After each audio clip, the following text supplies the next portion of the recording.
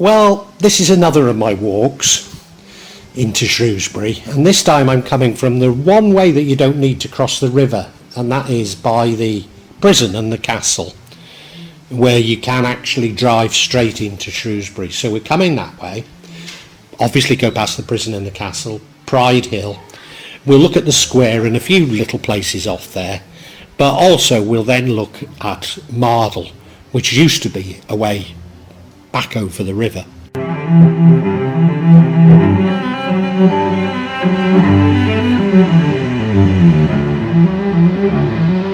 So the first place we come to is Shrewsbury Prison. And of course it was used for executions up until February 1961, and the last man to be hanged was George Riley on February 1961, and a photo shows people outside waiting for him to be executed. Now most people in Shrewsbury know his brother, and you know, he might have been a bad lad, but I don't think he was guilty of what he was hung for. The prison actually is an old Georgian prison, and a Victorian prison was built on it. It's closed down now, and it's used largely for ghost tours.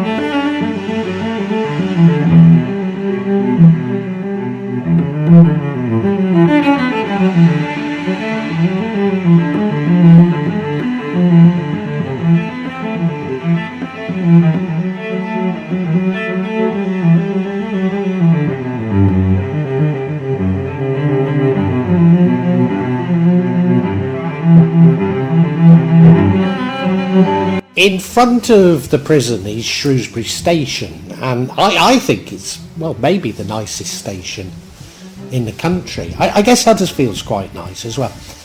Anyway, this station was built in October 1848, originally for the Shrewsbury to Chester line, but eventually Great Western and London and North Western took it over. It was actually built to resemble the library, which I'll show you close soon. So it was built to resemble a sort of, no, it's not Georgian, is it? It's, well, I guess it's late Tudor, early modern anyway, let's put it that way.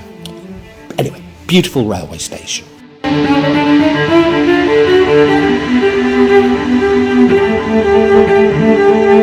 And above the railway station is the castle. It's debatable how long there's been a castle here. Certainly Roger Montgomery built one circa 1007, but was the one there before? We don't know. The current castle was actually built by Thomas Telford, hence it looking rather new.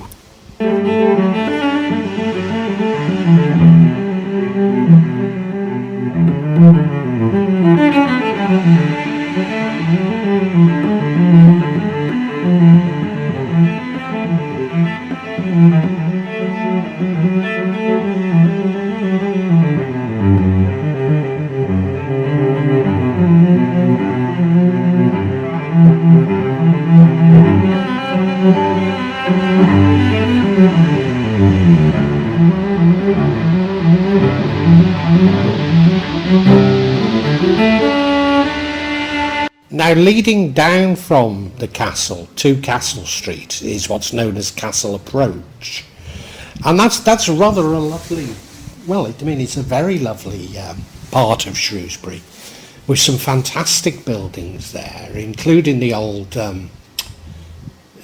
council house.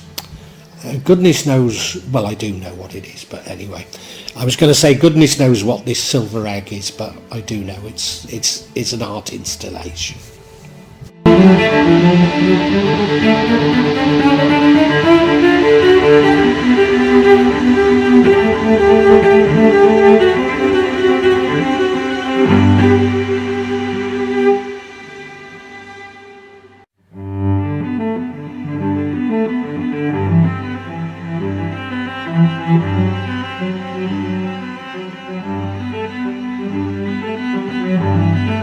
And I've already said that the station was built to resemble the library.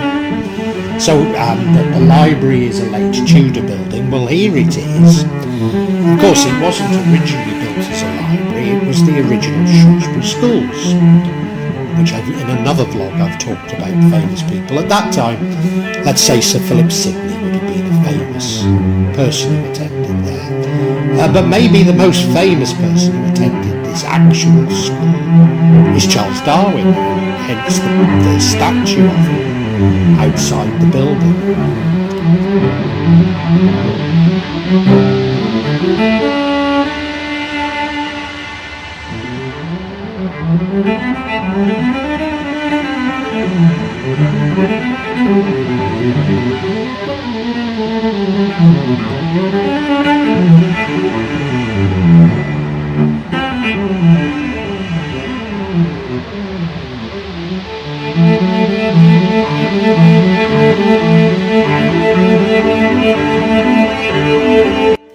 Running off from the library, which, as I've said, used to be a school, is School Gardens. And it's actually here where the original prison was before they built the Georgian prison at the Dharma that I've already shown you. So this is a lovely little collection of houses and a lovely little nook, if you like, in Shrewsbury.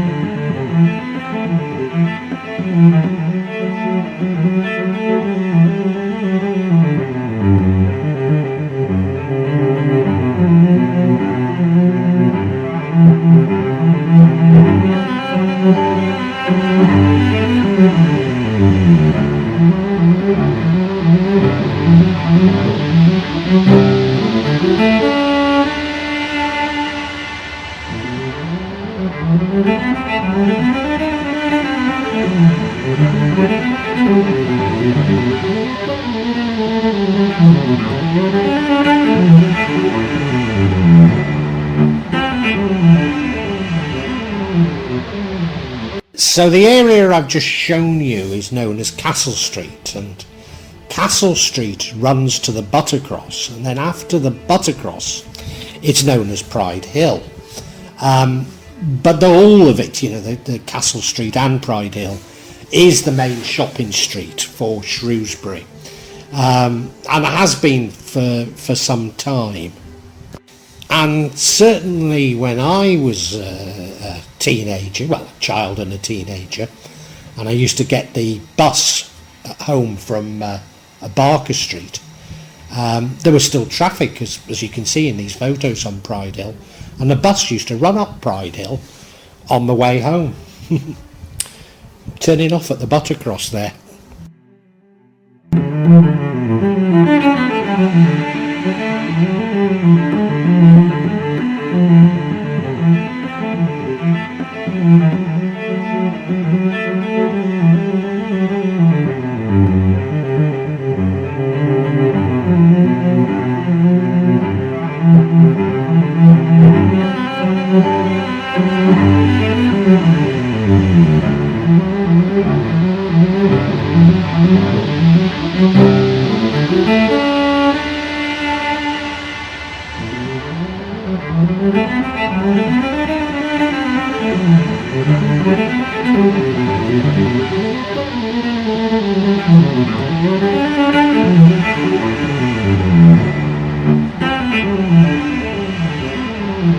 My vlog on that includes Wild Cop, I mention how Wild Cop has many independent retailers.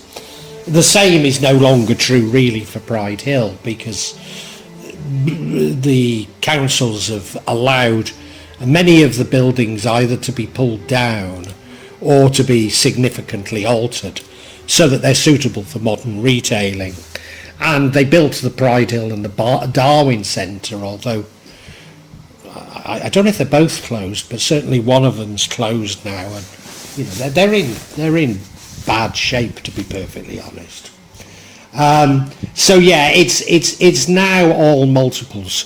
One of the buildings that was particularly spectacular was Lloyd's Bank, and that was pulled down. And the new building, in fairness, is rather a nice. Well, it won prizes. It's rather a nice building, but nothing compared to the old Lloyd's Bank. And up a little alley at Lloyd's Bank, and I don't think I've ever been to it, but there's the old Shrewsbury Mint, which was used during the time of the Civil War.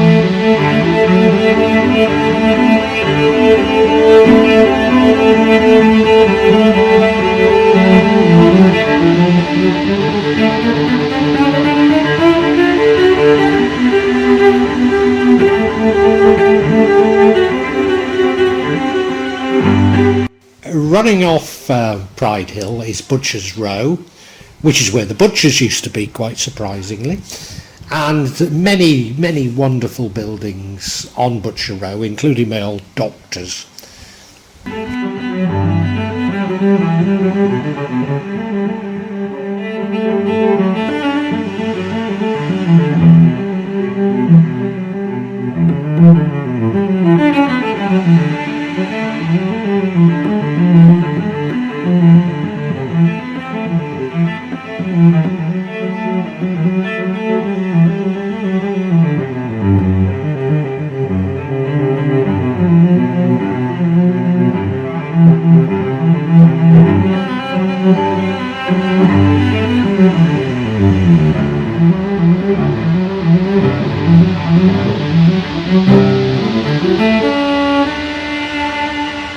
And also coming off Pride Hill is High Street, which joins Pride Hill to Wild Cop, or one of the roads that joins it to Wild Cop.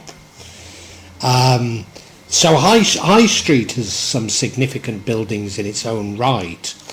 In particular, Ireland's Mansion, which was built by the merchant John Ireland, and became the department store known as Maddox, and I remember when it was still Maddox in Shrewsbury, then became Owen Owens, and eventually it shut down completely. Another very interesting building on High Street is the old National Provincial Bank. What is it now? I think it's a cafe, but that was quite impressive, built in a Dutch style apparently. And just off the High Street is the square, at the back of which was the other Shrewsbury department store, which was known as Della Porta's before it became Racken's, and now that also has closed. Interestingly also, there's a rather ugly building on the side of the square that used to be the old County Council house, and that was a very impressive building. I suppose, however, the main building for the square is Old Shrewsbury Market, which was sort of it was a produce market, but a woolen produce market, let's put it that way. At the top of the square there's a statue of Clive of India, but around that area it used to be a bog, and a lot of the square was timbered over so that you could cross the bog, and it was actually where Shrewsbury's ducking stool used to be.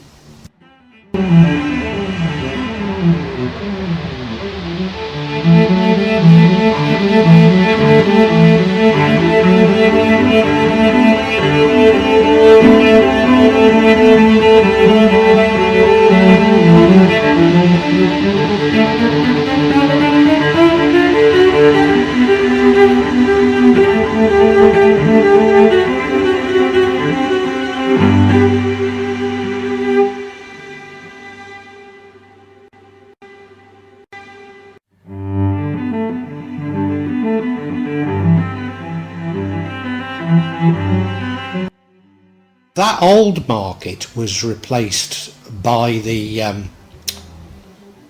by a Victorian market, which was down at the bottom of Pride Hill, just past Mardol Head. So it's no longer called Pride Hill or even Mardol Head. It's actually called Claremont Street, where the market was. And it was a wonderful old Victorian building. I just about remember it. I remember birds in cages and steps going up to it. I've got to admit, I don't remember much else about it, but it was absolutely tremendous. And they pulled it down for what's known as the New Market. And I remember it opening and much derided, the New Market, but inside it's probably the best market in England, and actually the building isn't that bad either.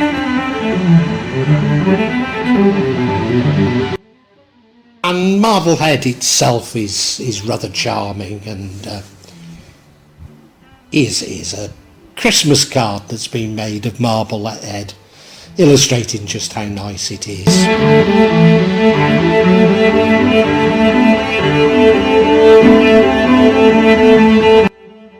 Running down from Mardol Head is Mardol itself, which has some wonderful old half-timbered buildings.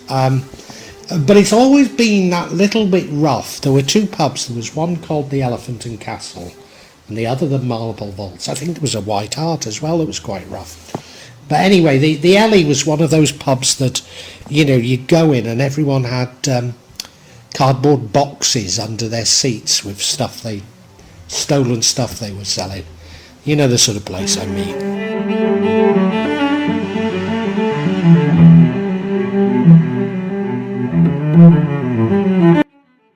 Now, you know, I mean, Mardol is quite a nice street.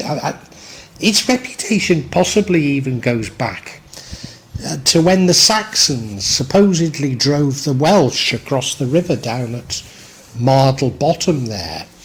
But I remember a wonderful toy shop called Pickering's, which was on Mardol, and they used to have one of those sort of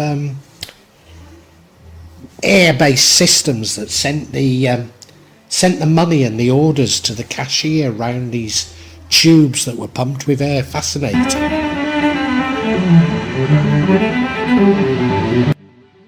Now, Mardol Bottom is where allegedly the Saxons drove the Welsh across the River Severn, and here the pubs, including the King's Head, had a reputation for being houses of ill repute.